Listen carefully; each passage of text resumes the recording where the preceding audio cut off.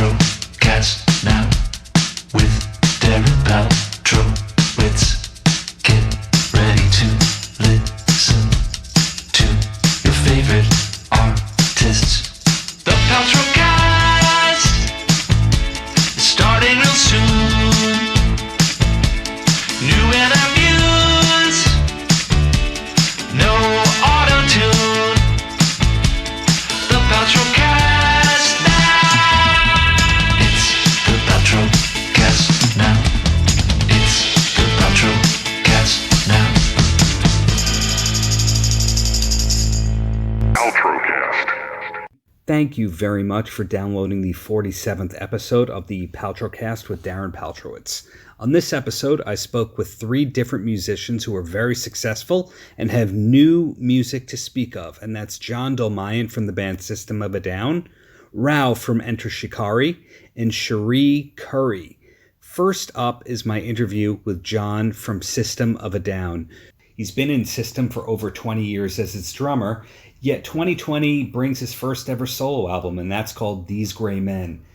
You could call These Gray Men a covers album, but he and his band, which features a mix of guest vocalists, do these songs in a very original and interesting way. Hearing Serge from System of a Down sing Road to Nowhere by Talking Heads, very, very interesting. And these are also covers by Madonna and Eminem, Two Door Cinema Club. All sorts of genres here are represented. So John and I spoke about These Gray Men. We also spoke about his comic book store in Vegas, and as this was taped in the middle of the COVID-19 quarantine that was kind of required by the majority states, we spoke about what that was like for him. Very nice guy, very interesting guy, and I think you're going to like this one. Hey, it's Darren for your interview, 3:30 Pacific. Still a good time? Yeah, let's do it. Great. I've listened a lot to These Gray Men, and it's such a great story behind it that you were just looking to have a creative outlet of sorts. But the first thing I wanted to know was whether any of the artists you've covered on the album have reached out to you, or any of the songwriters even. They haven't yet. I don't know if they're aware of it, to be honest with you. And I was doing an interview, and somebody brought up a point, asked if I had sent them to any of the artists, and I hadn't even thought about that. So yeah, I think I will send it to them just out of respect and see if they enjoy it. Well, usually publishers of the songs want to have that in their files because then they could pitch it and make you some more money. But it's interesting to hear that that was never even a thought of yours as to what songs get covered and all that. Yeah, you know what? I don't know why. It just never occurred to me because I think covers are fun and they should be done without, any pretenses and just enjoyed. But you're right. Out of respect, I should actually send it to them, and I would love to hear what they think of it. I hope that they would enjoy it because I was inspired by their originals. So, while the album might get pigeonholed as a covers album, it's actually really original from start to finish. For example, you change up the tempo on Road to Nowhere pretty early into the song, but I read that you came up with a lot of the tempos based on hearing in your head how the singer might sing them, for example. Yet the last song on the album, Rock Bottom, is just totally original. When in the whole process did you come up with Rock Bottom? I like that Eminem song a lot. And when I listen to it, I love his syncopation. That's what makes Eminem so special, is the way he syncopates his vocals. He's very much like a drummer in that way. And but I also thought it would be cool to put a Latin vibe on it because I originally intended for Santana to be on that. I know that's wishful thinking, but I like to aim high in life, whenever possible. So I reached out to Santana. I never heard anything back on it. It would have been cool to have him play on it, but maybe he may one day. And I decided just to put it out as an instrumental, primarily because people have been asking me for a drum solo for a long time. So I felt this was a great opportunity to fulfill that need for people to hear a drum solo. And the Latin vibe of the song made it easier to segue into the drum solo. And I read that you pared down the track listing from 30 to 40 different songs. Did you let the lead singers choose which song they were going to be singing on, or did you say, here's your track? Yeah, I had songs picked for the lead singers, either by the way they sang, what I thought they were capable of, the tone of their voice, or overall just the vibe of the song as it came out after working on it and putting our own taste on it and our own spin on the songs. So I kind of picked each song for each singer. With that being said, there were plenty of songs that I picked for other singers that didn't get recorded because the singers weren't available, or did get recorded and just didn't feel right when they were done. So, I didn't release them. I tried to kind of, at best, put out what I felt was the best representation of both the singers that sang on them and the originals themselves. For example, there was a song that I really liked, worked on it, even had a singer come in and sing it. He did a great job, but I just felt like it wasn't different enough from the original. It wasn't interesting enough in general to put it out. So, just you have to be your harshest critic, your own harshest critic in general. And that's what I tried to do. And you're definitely all over the place in the best of ways in terms of choosing artists. For example, Two Door Cinema Club, great band. I never think of them in the same sentence as, say, AFI or Madonna. Has that always been how you've been as a music listener and a music fan, listening to everything? Yeah, I'm really open to music, and I listen to everything from like Sia when it concerns pop, Rihanna, to the Rolling Stones, to Beethoven, and that could be just in one day. I'm also a comic book writer now. I've started up my own series, so I listen to music when I write, and generally speaking, I listen to classical. So it really is all over the place. I know a lot of people say they have a diverse range of music to listen to, but truly mine is diverse in that anytime you're hanging out with me, you might be listening to something completely different. Well, you beat me to it. I was about to ask about the comic book drum set that you'd customized a decade or so ago. Is that still being played these days? I only played it on one tour just because I was so afraid something would happen to it. It's pretty easy to steal stuff, and that's irreplaceable. So I just played on the one tour, and now I have it displayed at my comic book store in Las Vegas. Wow. Where in Las Vegas is your comic book store? I wasn't aware that you had one. It's in Southwest Las Vegas. It's called Torpedo Comics. Right now, we're not open to the public, but we have an Instagram account and a Facebook account, and we do live sales promoting comic books, getting through this time when people are at home bored. It's a great way to interact with other fans and buy books and buy interesting things and items, and we have a lot of cool stuff happening. When in your life did you get into comic books versus music? I started wanting to play drums when I was about 2, and I discovered my love for comics when I'm 12. Got it. Now, a lot of the people that are into comics and music also have that wrestling and MMA overlap. Do you have that as well? Not really. I liked wrestling when I was younger. MMA, I'll watch a fight maybe every 2 years. I'm more of a football fan when it comes to sports. So, there's only so much time in a day, and I have family I want to hang out with and spend time with the kids. So, I limit it to the 6 months or so that football's on, and I really enjoy watching that effort. Plus, I play football, and I enjoyed playing football, so I think I relate to it more. Makes sense to me. So coming back to the music here, since you had all those songs that you were even brainstorming for the first album, have you even thought about doing a second album yet? Yeah, I may not do a full album or EP, but instead just release songs here and there. There's a song that I really want to cover that I'm working with my friend Frankie Perez, who also played in Scars on Broadway and sang one of the songs on this album, Del Shannon song actually, called Runaway. But he won't leave the house right now, so as soon as things calm down, we're going to get together and record at least one more song. And yeah, his track Runaway is great. I remember the Traveling Wilburys themselves covered that one back in the day. And going back into your musical exploration, were you a Kiss fan or a hair metal fan? Did you transition from that stuff? I wouldn't say I was a massive Kiss fan or a hair metal fan. I did like some songs, and I liked some hair metal bands. But I was always a drummer, so I looked at it from a drummer's perspective, and those bands just didn't really have drumming that I could look up to or emulate. It was just a little too basic for me.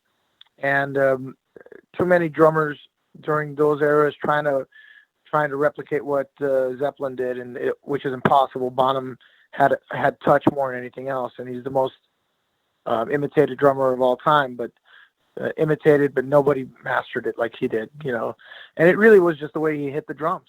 And I hear a lot of Keith Moon in your playing. I'm not sure if he was one of your main influences there, but you hit hard like Bonham, yet you do the kind of Keith Moon fills. Does that require staying in shape or doing a lot of fitness-oriented stuff? You mentioned being a football player before.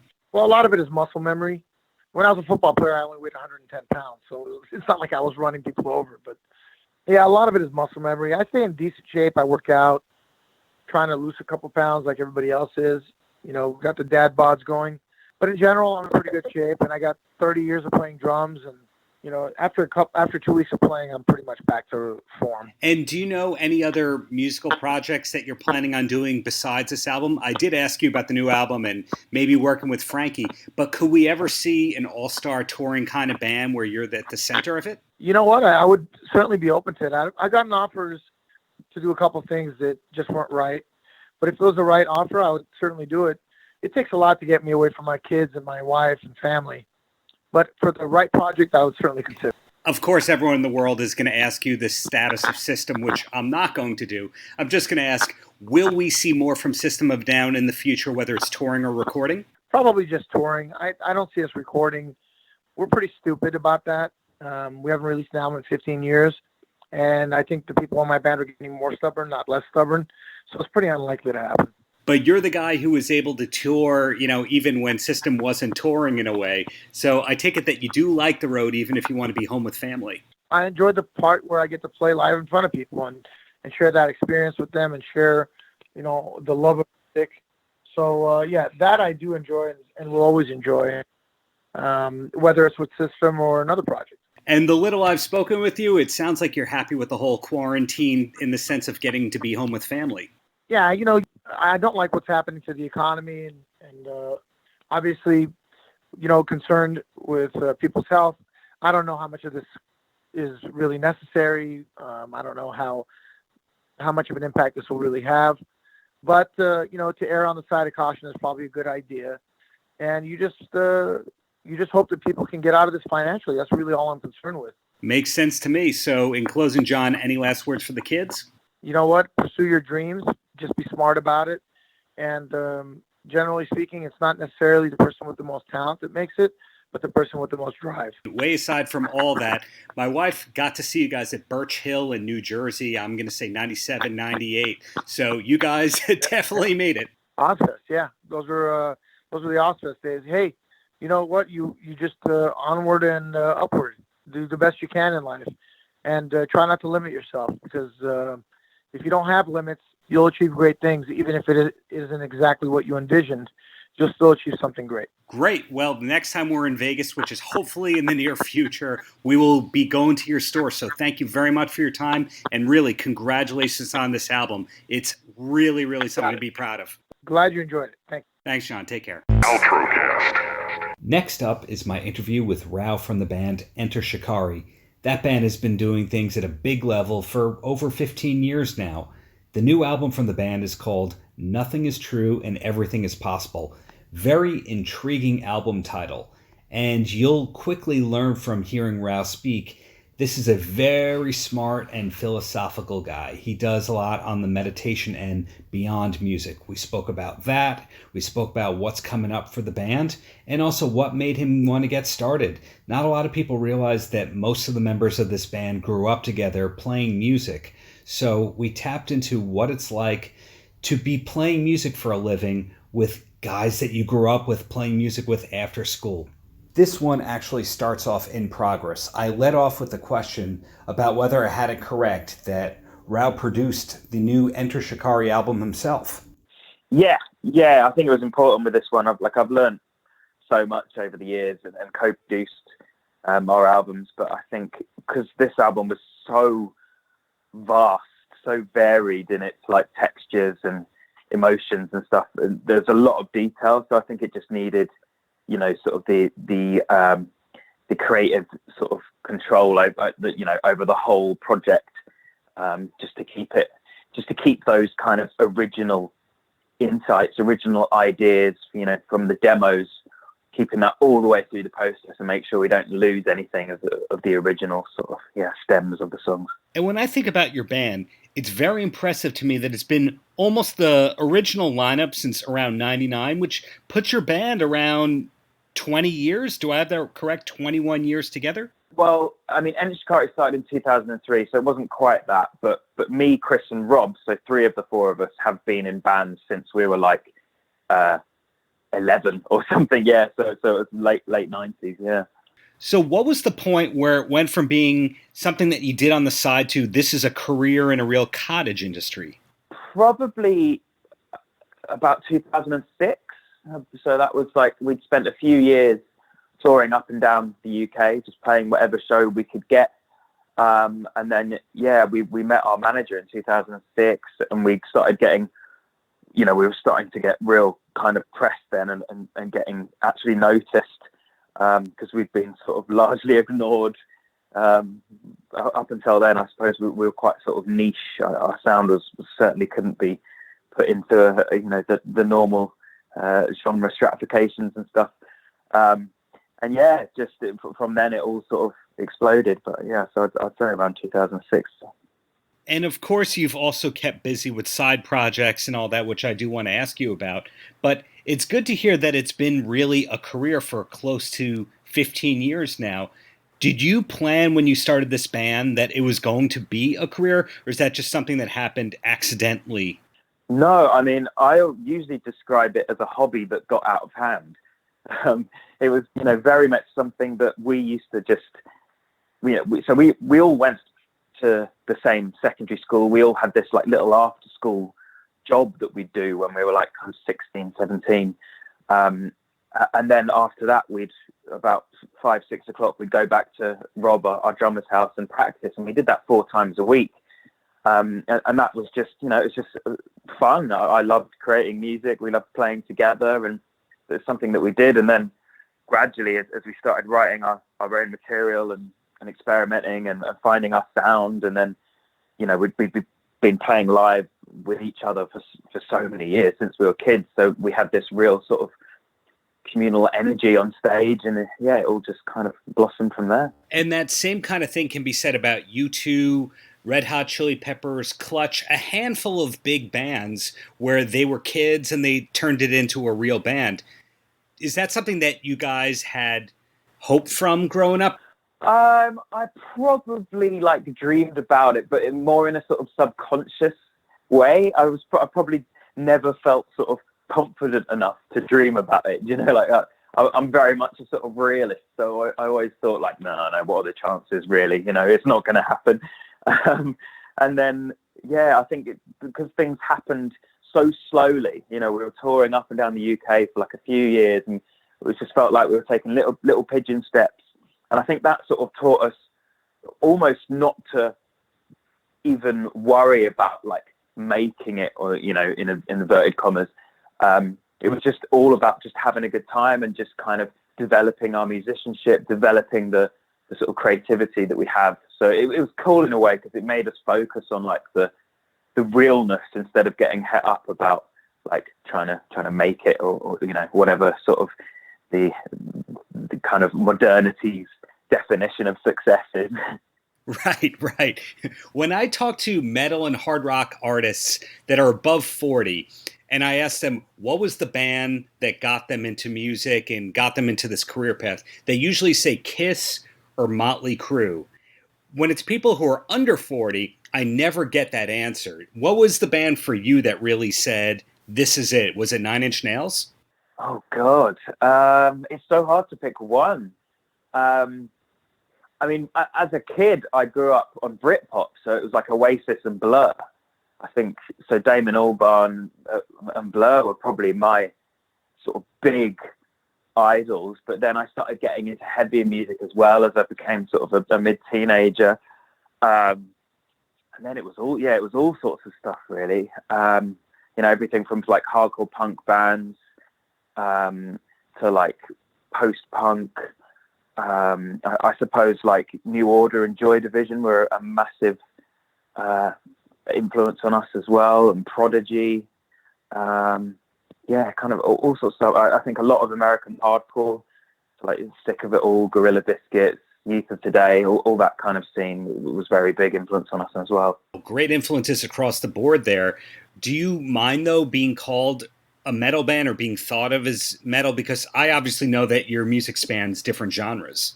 I mean, I'm not honestly at the point where I just don't care. I mean, like if people, if it helps, you know, to kind of give people an idea of what we sound like, or and try and put a description to the sound, then yeah, I think, you know, whatever people think we are, I don't sort of try and fit any sort of mold. I know that sort of sounds cliche and sort of quite self-aggrandizing or whatever, but no, I think we were lucky that we grew up around so many different types of music. Like living in London, there's all sorts of stuff everywhere. So I had, you know, lots of like friends who are into different things and had all these influences on us. So our music has always been sort of, you know, a little bit metal, a little bit like electronic dance music, a little bit classical music.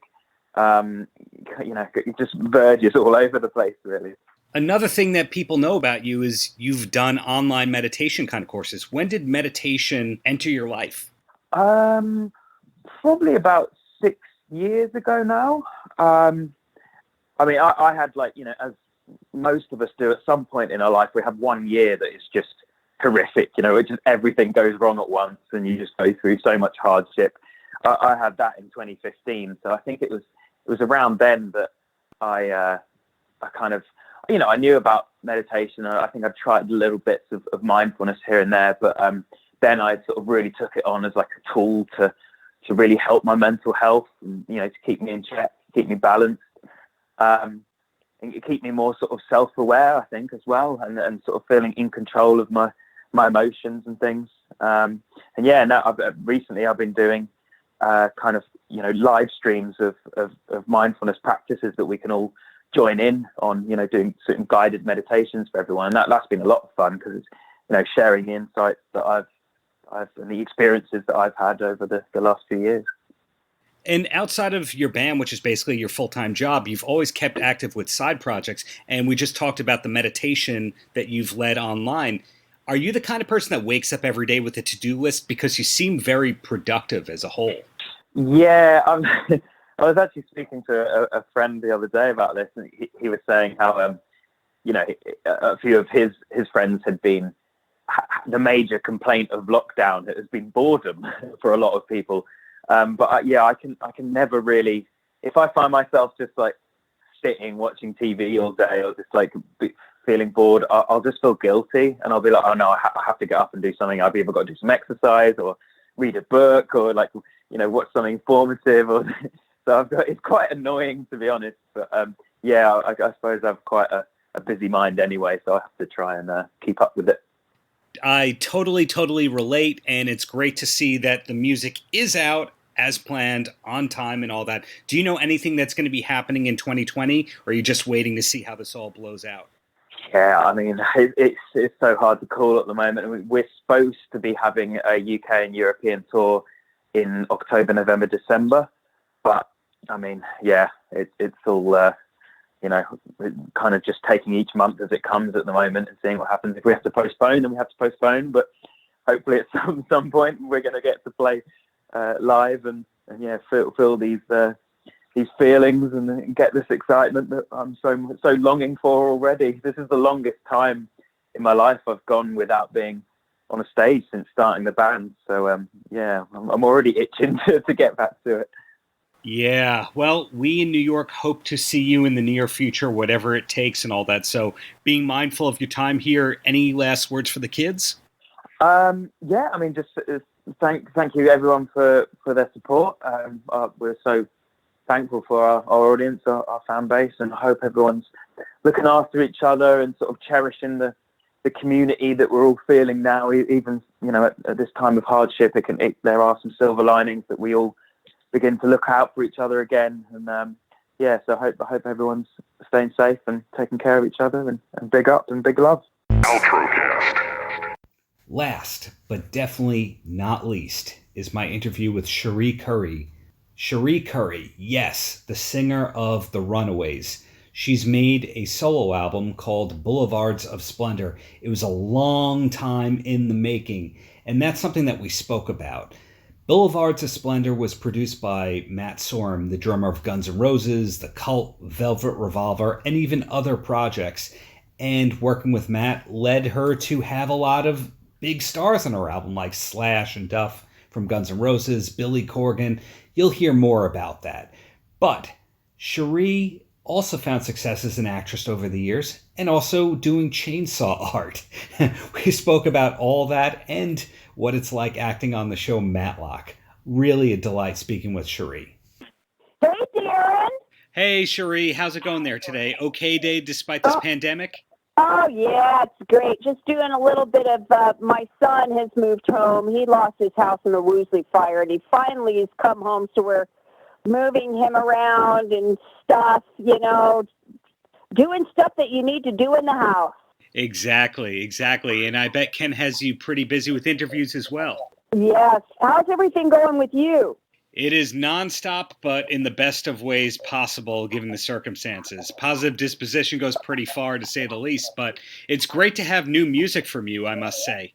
Oh, thank you, Darren. I really appreciate it. Yeah, I really like this record. And did you know that outright Matt was going to produce it? I had the pleasure of interviewing him a couple of days ago, and it sounded like it was something that he talked you into, but at the same time, you weren't going to do an album. Well, you know what? I just didn't think it was going to happen. I mean, he was the one that really came up with the whole idea. Matt is, this guy's a go-getter. He is a pro all the way. And after we opened for Joan, that night, somebody approached him and said, I want to make a record with her. And, of course, we ended up going with Kenny and Blackheart. But he said, I want to do this record. We're going to do a record. We are going to do a record, Cherie. And I was like, really? I was thrilled at the whole prospect of it. Did I expect it? Did I expect all these great people? Absolutely not. But that's what Matt makes those things happen. When did you first meet Matt? Did you know him for decades or anything like that? I had met him at some social things, fundraisers, stuff like that. And he had reached out to me to do some singing on his now wife's record, but I was in the middle of doing all the promo for the Runaways film. So by the time I got back to him, that was already a done deal. And then I told him that I had been offered, to open for Joan at the Pacific Amphitheater. And I said, I really need to put a band together. I need to find a drummer. Do you know anyone? And he goes, I'll drum for you. And I swear I fell over. It's like, what? And he goes, and I'll put together a band for you too. I'm so indebted to him. That's how I met Nick Mayberry and Grant Fitzpatrick, and I brought my son Jake on board, and it was just a killer band. And that's the band that went into the studio as well, and we toured together, minus Matt, of course. He's a busy guy, but yeah, Matt made all this happen. It just like in a blink of an eye. It was shocking. And do you have plans to tour behind this album once the smoke clears with all the pandemic? I think I would have to. I love these songs. I love the high energy of these tunes. And, of course, I always love doing Runaway songs, and they would fit right in. So I'm hoping that happens. When I go through your discography, it amazes me that you've been able to work with so many artists that people stereotype as being difficult, yet you seem to get along with everybody. Has that always been the case? Yeah, it actually has. I'm just very appreciative of people's time. And, I tip my hat to anybody that's in this business. And I think because I started so young, I really... I've seen people just become real, excuse my expression, assholes in this business with fame and all that kind of stuff. And so, I just never allowed that even in my life. So, I give people the compliments that they deserve, and it always comes from the heart. And, that's kind of like what I do. But if you're not somebody that's a nice person, trust me, that's not good either. You know, I mean, I honestly am very blunt and to the point with some if I think that they're not being true to themselves or true for their fans. You know, I have no problem voicing my opinion about that. And you went from one difficult industry to another by really breaking out as an actress in the 80s. Is acting something you're still interested in? You know what?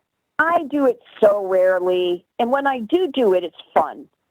It was never, I didn't like the cattle calls. I mean, when I got Foxes was such a fluke because I was up against, you know, Rosanna Arquette and Christy McNichol and a bunch of other really talented actors. I didn't expect to get that part by any means because Annie in Foxes was a buxom, curly, red-haired, full-lipped girl that I didn't look like her. But somehow I guess the writer and the director, Adrian Lyon and Joel Blasberg, the producer, and David Putnam, thought that I was Annie. So I'm so blessed because she was really me. But there was no acting involved. Right, and your acting credits does include several episodes of Matlock. Is that something you're proud of? You know, it was just fun. I just had my son, and to be able to go out and work with Andy Griffith, and, you know, it was fun. You know, acting to me, I mean, you really have to develop a taste for it. Either you're meant to do it or you're not. I can pull it off, but is it something that I had to dive into and that I needed? Absolutely not. I mentioned Matlock specifically because that show kind of went from being legendary to a punchline to a pop culture staple that it remains all these decades later. So when you go through your discography or your filmography, it really does stick out in a kind of way to say, well, she was on Matlock, she must have had a good career in acting. Well, I was also on Divorce Court, too. Ha ha. I mean, that was a joke, you know. And I played the girl with no mouth, and I had no speaking lines. So, you know what the thing is that I kind of lived in the moment with all that stuff. And again, it was really fun to do that show. So, you know, it's an experience. And when you turn things down, you're turning down the experience, in my opinion. Why? You know, I like to challenge myself, and acting I've always been a whole lot more afraid of. I can walk on stage in front of thousands of people. It doesn't bother me at all. Acting, that I do get that tinge in my stomach, that little bit of butterfly fear. So even with a chainsaw, you know, I mean, I can handle a chainsaw a lot easier, that death-defying career, than acting. But you know what? Who knows? If somebody wants me to do something, I'll definitely do it. And the story of your album was that it was unfortunately delayed due to an accident related to the chainsaw art. Are you back on track with the chainsaw art career? Do you still have a gallery? You know what? I closed that gallery when we were in pre-production for the Runaways movie because a lot of fans were showing up with albums for me to sign and memorabilia and stuff. And there was one time that I was carving and I was in the zone and someone just tapped me on the shoulder, right, which just literally scared the Jesus out of me. And I really realized that I can't have that. I just can't, because I have to focus. I can't lose my focus or I'm going to get hurt or I'm going to make a mistake, you know, that I can't fix, because once you take it off, it can't be put back on again. So I closed the gallery down and I built a place here next to my house. And so I've been carving here ever since 2009. And does anyone else in your family have the passion for chainsaw art? No. In fact, my family tried to stop me, especially my brother. He goes, Cherie, I forbid you to do this. I said, Don, who is my younger brother, I said, this is a calling. I am going to do this. I can't help it. I have to. You know, that inner voice that drives you, that is what I followed, because never in my wildest dreams did I ever see myself as a chainsaw artist, ever. But it found me. And it's been very good to me for the last 20 years. I've read that Jesse James Dupree has a chainsaw endorsement because he's used it as a musical instrument on stage. Do you have endorsements on that end? I've always been actually, I'm endorsed by Echo, and that started probably about 18 years ago, because I had bought an Echo chainsaw, but the carburetor kept going, and so I replaced the carburetor twice, and then I had to go shoot Monster Garage with legendary carver Bob King, and I was using my Makita Electric, and Bob was saying, "What?" Of course, Echo was there. They were there at the shoot because they endorsed Bob, and they said, "Why are you using this?" I said, "Oh, I've got one of your Echo saws at home," and I said, "And when I go home, I'm going to take it and I'm going to throw it in the street, because it's a lemon and it's never worked for me." And they said, "We're going to have to fix that." And which they did. They had me take it to a local store up here. They set me up with a few brand new saws, and they endorsed me from that moment on. So for about 18 years now, I've been endorsed by Echo. Wow. So between music, the chainsaw art, it sounds like you're creatively fulfilled all the time.